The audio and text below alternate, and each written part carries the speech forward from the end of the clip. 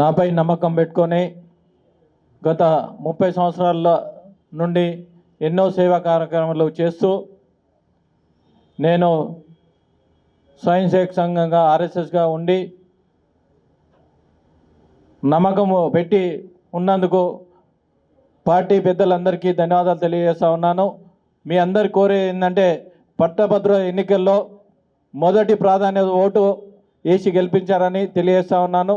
చిన్న విషయం ఏంటంటే గతంలో ఇదే కాంగ్రెస్ పార్టీ 58 సంవత్సరాల నుండి 61 సంవత్సరాలకు వయసు పెంచినప్పుడు ఎన్నో ధర్నా కార్యక్రమాలు చేశారు.